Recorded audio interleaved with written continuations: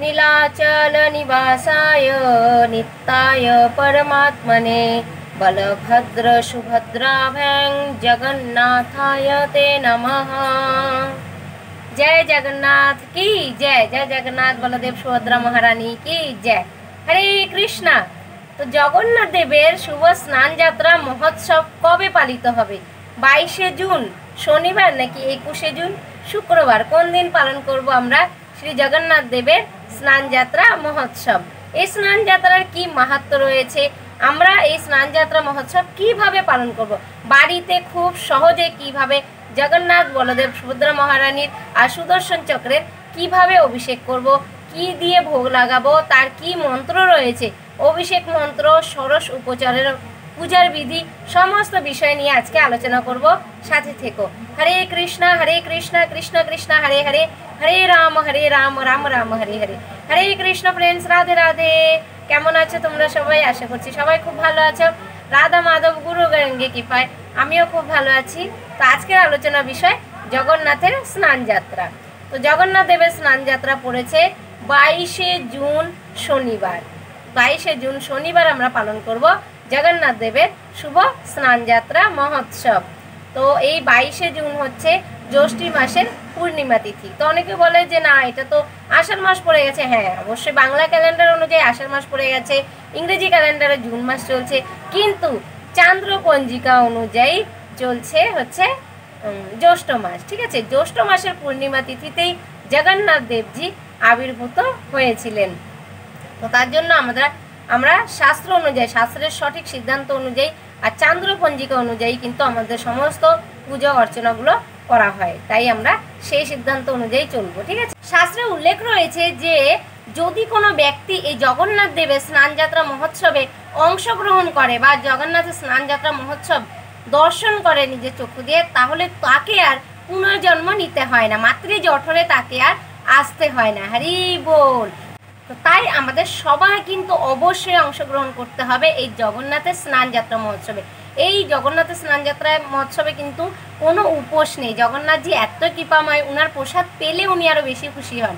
ভক্তরা যদি উনার মহাপ্রসাদ গ্রহণ করে তাহলে উনি অনেক সন্তুষ্ট হন, অনেক খুশি হন।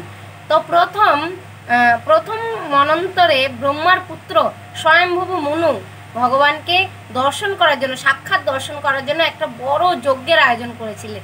সেই যজ্ঞ থেকে জগন্নাথজি আবির্ভূত হয়েছিলেন এবং যারা সেখানে যজ্ঞ করছিলেন তাদেরকে সবাইকে বললেন, মনুকে সহ, যে তোমরা সবাই সুগন্ধিত জল দিয়ে আমাকে স্নান করাও, আমার অভিষেক করো। কর্পূর, অগরু, গোলাপ জল দিয়ে, সুগন্ধিত কর্পূর দিয়ে তোমরা জল রেডি করো, সেই জল দিয়ে আমাকে অভিষেক করো, চন্দন দিয়ে লেপন করো। তাতে কি হবে, আমার শ্রী অঙ্গ ঠান্ডা হবে আর তোমরা কৃপা লাভ করবে, তোমাদের দেহ মন সব শুদ্ধ হবে আর তোমাদের কোটি কোটি জন্মের পাপ দূর হয়ে যাবে।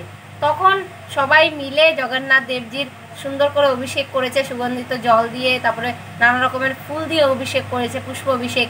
তো তারপর আবার মনুজি বললেন যে আমরা তো না হয় দর্শন করলাম, কিন্তু ইন ফিউচার মানে পরে তোমার এই রূপটা, যে এই অদ্ভুত রূপ, অতুলনীয়, অবিশ্বাস্য, এত সুন্দর রূপ, এই রূপটা আমি চাই যাতে সবাই দর্শন করতে পারে।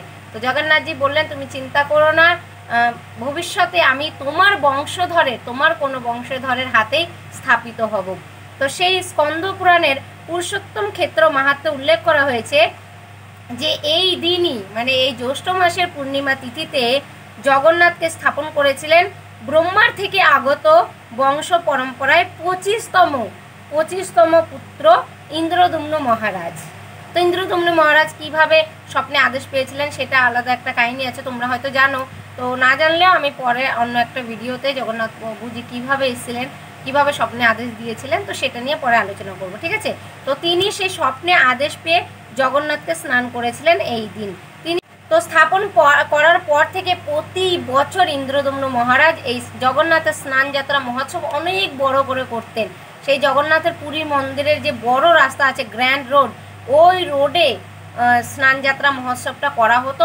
অনেক উচ্চ বেদি একটা স্থাপন করা হতো, সুন্দর রত্ন দিয়ে মণ্ডিত করে সুন্দর ওই বেদিতে জগন্নাথজিকে, বলদেবজিকে, সুভদ্রা মহারানীকে, সুদর্শন চক্রকে স্থাপন করে তারপরে ওইখানে সহস্র কলসের জল দিয়ে, সুগন্ধিত জল দিয়ে অভিষেক করা হতো। আর এতটাই উঁচু বেদি ছিল যে আশেপাশের দূর দূরান্তরের সবাই ভক্তরা দূর থেকে স্নানযাত্রা মহোৎসব দর্শন করতে পারতেন। তো তার জন্য এখনও জগন্নাথ পুরীতে 100 কলস দিয়ে জগন্নাথ, বলদেব, সুভদ্রা মহারানীর আর সুদর্শন চক্রের অভিষেক করা হয়। তো 108টা কলসই ওই জলটা আবার ভাগ করা হয় 35 ঘটি জগন্নাথকে অভিষেক করা হয় 35 ঘটি জল দিয়ে, আর 33 ঘটি জল দিয়ে বলদেবকে অভিষেক করা হয়, আর 22 ঘটি জল দিয়ে সুভদ্রা মহারানীকে অভিষেক করা হয়, আর 18 ঘটি দিয়ে সুদর্শন চক্র। সব মিলিয়ে থাকে 108টা কলসের জল। 108টা কলসের জল দিয়ে অভিষেক করা হয়। ঠিক আছে, তো এইভাবে অভিষেক করা হয় পুরীতে এখনও। আর আমাদের এখানে মায়াপুরেও যে রাজাপুরে জগন্নাথ, আমি গত বছর ভিডিওতে আলোচনা করেছিলাম, তো তোমরা ওইখানে গিয়ে দেখে আসতে পারো, নাহলে আমি সামনেও 1-2 দিনের মধ্যে আবার ভিডিও দেব। ঠিক আছে, ওটার মধ্যে জগন্নাথের, এই যে মায়াপুরে যে রাজাপুরে জগন্নাথের কি মহিমা বলা হয়েছে শাস্ত্রে, যে ওই জগন্নাথ, পুরী জগন্নাথ আর এই মায়াপুরের রাজাপুরের জগন্নাথ অভিন্ন। এই জগন্নাথের স্নানযাত্রা মহোৎসব দর্শন করলে মানে পুরী জগন্নাথের দর্শন, স্নানযাত্রা দর্শন একদম সমান, অভিন্ন। ঠিক আছে, তো তোমরা এখানেও আসতে পারো। আর এখন কথা হচ্ছে যে বাড়িতে তোমরা কিভাবে পালন করবে। তো অবশ্যই যারা আমিষ আহার গ্রহণ করো, স্নানযাত্রার দিন কিন্তু অবশ্যই আমিষ আহার বর্জন করবে। আর এই দিন কোনো উপবাস নেই। ঠিক আছে, উপবাস করতে হবে না, বরঞ্চ জগন্নাথের মহাপ্রসাদ গ্রহণ করবে, তাহলে জগন্নাথজি আরও খুশি হবেন। তো জগন্নাথ যাদের বাড়িতে বিগ্রহ রয়েছে, আমাদের বাড়িতেও রয়েছে, মানে পুরী থেকেই এনেছিলাম, সেই পাথরের না মার্বেল রাস্তার মনে হয় জগন্নাথ, বলদেব, সুভদ্রা, খুব সুন্দর। তো ওটা নিয়ে এসেছিলাম, তো ওটাতে এইবার অভিষেক করব। তো তোমরাও বাড়িতে ওরকম থাকলে, আলেখ্য থাকলেও তোমরা অভিষেক করতে পারো। ঠিক আছে, তো পূর্ণিমা তিথি কমই সময় রয়েছে। ভারতে রয়েছে সকাল 6টা 37 পর্যন্ত। ঠিক আছে, 22শে জুন সেদিন রয়েছে 6টা 37 পর্যন্ত পূর্ণিমা তিথি, আর বাংলাদেশে রয়েছে সকাল 7টা 7 পর্যন্ত। তো এই সময়ের মধ্যে তোমরা অভিষেকটা বা আশেপাশে যে মন্দিরে যদি ওই টাইমে অভিষেক শুরুও না হয়, সমস্ত যেই পূজা অর্চনাগুলো সেগুলো শেষ হয়ে যায়। তো যেহেতু অনেক বড় বড় মন্দিরে অনেকটা টাইম লাগে, অনেক ভক্তরা অভিষেক করে, তো তার জন্য। আর হ্যাঁ, অন্য অভিষেকে কিন্তু সবাই সুযোগ পায় না, যেমন নৃসিংহদেবের অভিষেক সবাই করতে পারে না, রাধা রানীর অভিষেক সবাই করতে পারে না, তো কিন্তু জগন্নাথের অভিষেক কিন্তু সবাই করতে পারে। তাই মন্দিরে একটু দেরিতে আরম্ভ হলেও কিন্তু বিগ্রহ, যেখানে গর্ভ বিগ্রহ রয়েছে, ওখানে কিন্তু পুজো হয়ে যায় টাইমের মধ্যে। কারণ তারপরে নাকি আবার কি অম্বুবাচী শুরু হচ্ছে। অম্বুবাচীর শাস্ত্রের কোনো রেফারেন্স নেই, তবুও অনেক জায়গায় অনেক ক্ষেত্রে মানে। তো পূর্ণিমা তিথি এই 6টা 37 অবধি থাকছে। তো এই টাইমের মধ্যে তোমরা ভারতবাসীরা করে নিও, আর বাংলাদেশবাসীরা সকাল 7টা 7 পর্যন্ত আছে পূর্ণিমা তিথি। ঠিক আছে, পূর্ণিমা, তো ওই টাইমের মধ্যে তোমরা অভিষেক করে নেবে। অভিষেক কি দিয়ে করবে? অভিষেক করার আগে সর্বপ্রথম তোমরা জগন্নাথ, বলদেব, সুভদ্রা মহারানী মানে প্রথম নিয়ে আসবে, যেখানে একটা উচ্চ একটা টেবিল নিয়ে নেবে, বা যে কোনো পাত্র নিয়ে নেবে, উঁচু দেখে টেবিলের উপরে বসিয়ে নেবে, যেটাতে তোমরা অভিষেক করবে। সেটার মধ্যে চন্দন দিয়ে অষ্টপদ্ম বানাবে, মানে 8 পাপড়িওয়ালা পদ্ম অঙ্কন করবে। ঠিক আছে, অঙ্কন করে ওইখানে তুলসী, তারপরে পুষ্প, নানা রকমের সুগন্ধিত পুষ্প দিয়ে ওইখানে তারপরে আহ্বান জানাবে। সুদর্শন চক্রকে আগে আনবেন, তারপরে বলদেবজি আসবে, তারপরে সুভদ্রা মহারানী আসবে, লাস্টে আসবে জগন্নাথজি। তো আমাদের যেমন একসঙ্গে রয়েছে, তো 3 জন একসাথেই চলে আসবে, 4 জন একসাথেই। তো যাদের আলাদা আলাদা বিগ্রহ রয়েছে তাদের ক্ষেত্রে বলছি, তো এইভাবে নিয়ে আসবে, তারপরে অভিষেক করবে। তোমরা পঞ্চগব্য বা দ্রব্য দিয়ে তোমরা অভিষেক করতে পারো, দুধ, দই, ঘি, মধু, তারপরে মিশ্রিত জল, এটা দিয়ে করতে পারো, নাহলে দুধ, দই, ঘি, মধু, গোময়, গোমূত্র, তো এইগুলো দিয়ে নানা রকমের ফলের রস, ডাবের জল, এগুলো দিয়ে তোমরা সুন্দর করে অভিষেক করবে। অভিষেক করার আগেও জগন্নাথকে ভোগ লাগিয়ে দেবে, সুন্দর করে রান্না করে নানা রকমের পিঠে পুলি, পায়েস, অন্ন আর ফল, কাঁঠাল, জগন্নাথের ফেভারিট ফল হচ্ছে কাঁঠাল, তো সেটা অবশ্যই কিন্তু দেবে ভোগে। তো তারপরে ভোগ লাগানোর পর তারপরে অভিষেক করবে, ধূপ আরতি, দীপ আরতি। তো কীভাবে কি করতে হবে সেই মন্ত্রগুলো আমি লাস্টে দিয়ে দেবো ভিডিওর, তোমরা ওইখান থেকে মন্ত্রগুলো স্ক্রিনশট নিয়ে রাখতে পারো। ষোড়শ উপচারে পূজার যে বিধি রয়েছে সেটা আমি লাস্টে দিয়ে দিচ্ছি। ঠিক আছে, তো তোমরা এইভাবে অভিষেক করে তারপরে আবার ভোগ নিবেদন করবে জগন্নাথজিকে। তো জগন্নাথজি তো মানে বলা আশীর্বাদই দিয়েছেন, ইন্দ্রদম্নু মহারাজ ইচ্ছা করেছিলেন যাতে তোমার হাতের জল শুকাতে না শুকাতে আবার ভোগ নিবেদন হয়। তো জগন্নাথকে কন্টিনিউ যখন খুশি তখনই ভোগ লাগাতে পারবে, ঠিক আছে। তো জগন্নাথ খেতে খুব ভালোবাসেন আর খাওয়াতেও, ভক্তদেরকে প্রসাদ পাওয়াতেও খুব ভালোবাসেন। তার জন্য বেশি বেশি করে যার যেমন সামর্থ্য সেরকম করে রান্না করে জগন্নাথজিকে ভোগ লাগাবে আর আশেপাশে ভক্তদের মধ্যে প্রসাদ বিতরণ করবে। আর এদিক ওদিক হরিনাম জপ করবে। আর তোমরা মায়াপুরে, যেটা বললাম যে মায়াপুরেও আসতে পারো, যারা নিকটে আছো কাছাকাছি যে কোনো নিকটবর্তী ইস্কন মন্দিরে গিয়েও তোমরা অভিষেক দর্শন করতে পারো। যদি বাড়িতে না থাকে বিগ্রহ অভিষেক করার মতো সিচুয়েশন না থাকে, নিকটবর্তী যে কোনো মন্দিরে গিয়ে তোমরা অভিষেক দর্শন করতে পারো। আর মায়াপুরে আসতে পারলে তো আর কোনো কথাই নেই, মায়াপুর ইস্কনেরই রয়েছে রাজাপুরে জগন্নাথ টেম্পল।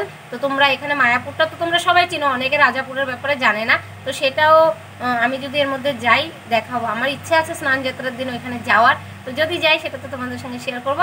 তো তোমরা নামহট্ট গেটে যদি নেমে যাও, এদিক দিয়ে যদি আছো কৃষ্ণগড় হয়ে সৌরভগঞ্জ ঘাট যদি পার হয়ে আসো, তাহলে তোমরা ডাইরেক্ট ঘাট থেকে একদম বলবে রাজাপুর জগন্নাথ মন্দির যাব, টোটোতে করে 20 টাকা করে ভাড়া নেবে, ঠিক আছে। আর যদি এদিক দিয়ে আসো তাহলে তো মায়াপুরের আসার আগেই তোমরা জগন্নাথে নেমে যেতে পারবে, বামনপুকুরের আগেই, ঠিক আছে। তো রাজাপুর জগন্নাথ টেম্পল ওইখানে নেমে বাস স্ট্যান্ডে নেমে টোটোতে একটু যেতে পারো, নাহলে একটু হেঁটেও যাওয়া যায়। তো ওইখানে গিয়ে দেখবে বড় বড় আম বাগান, কাঁঠাল বাগান রয়েছে, জগন্নাথ প্রিয় ফল যেটা কাঁঠাল বাগান অনেকটাই রয়েছে বড় জায়গা নিয়ে। তো এখানে সুন্দর আরতি হয় সবসময়, আর অনেক বড় করে স্নানযাত্রা মহোৎসব হয়। আমাদের আশেপাশে সবাই, সব ভক্তরা, ইস্কনের সব ভক্তরা এই দিন ওইখানে যায়। তো অভিষেকের পর তারপর প্রসাদ বিতরণ হয়, নানা রকমের প্রসাদ। তো তোমরা যদি চাও জগন্নাথের জন্য কিছু রান্না করেও নিয়ে আসতে পারো, নাহলে কাঁঠাল নিয়ে আসতে পারো, আম কাঁঠাল বা নানা রকমের অন্য ফল বা পিঠে পুলি কিছু রান্না করে কিছু একটা বানিয়ে নিয়ে আসতে পারো, বা ফুলের মালা আনতে পারো, ঠিক আছে। জগন্নাথ আর বলদেবের জন্য তুলসীর মালা আনতে পারো, সুভদ্রা মহারানীর জন্য পুষ্পের মালা গেঁথে নিয়ে আসতে পারো নিজের হাতে, কারণ নিজে করলে ওটার আলাদাই আনন্দ, আর ভগবানও বেশি সন্তুষ্ট হন। নিজে তৈরি করা আর কিনে দেওয়া অনেকটাই তফাৎ রয়েছে, তাই না। তো এইভাবে তোমরা এসে ওইখানে সুন্দর অনুষ্ঠানটা দেখতে পারবে, আর নিজের হাতে তোমরা অভিষেক করতে পারবে। সবাইকে লাইন দিয়ে পর সুযোগ দেওয়া হয় অভিষেক করার। তো বাড়ি থেকে যদি অভিষেকের জন্য দুধ আনতে চাও জগন্নাথের জন্য, সেটাও আনতে পারো, ডাব আনতে পারো, ঠিক আছে। যে যার যেটা ইচ্ছা জগন্নাথের জন্য নিয়ে আসতে পারো। জগন্নাথ হচ্ছেন পরম কৃপালু, উনি সবাইকে কৃপা করার জন্যই বসে আছেন। জগন্নাথের চোখ এরকম খোলা, উনি সবসময় আমাদের ভালো গুণই দেখেন, আমাদের দোষ দর্শন করেন না জগন্নাথ। তো পরম দয়াময় হচ্ছে জগন্নাথ। জয় জগন্নাথ বলদেব সুভদ্রা মহারানী কি জয়। তো তোমরা সবাই কিন্তু স্নানযাত্রা মহোৎসবে অংশগ্রহণ অবশ্যই করবে, ঠিক আছে। কোনো উপোস নেই। তো নিজে অভিষেক করো, নাহলে অভিষেক দর্শন করো, যেটা বললাম নিকটবর্তী যে কোনো মন্দিরে গিয়ে, যেখানে জগন্নাথজি আছেন, যে ওখানে তো অভিষেক হবেই, তো এখানে গিয়ে দর্শন করতে পারো, ঠিক আছে। আর ভিডিওটি ভালো লাগলে অবশ্যই লাইক শেয়ার কমেন্ট করে দিও। হরে কৃষ্ণা কৃষ্ণ কৃষ্ণ হরে হরে, হরে রাম রাম রাম হরে হরে। চ্যান্ট হরে কৃষ্ণ মহামন্ত্র অ্যান্ড বি হ্যাপি। হরে কৃষ্ণা। তো লাস্টে আমি দিয়ে দিচ্ছি এখন পুজোর ষোড়োপচারের পুজোর বিধি বা কি মন্ত্র রয়েছে, সেগুলো তোমরা দেখে স্ক্রিনশট নিয়ে নাও। হরে কৃষ্ণ।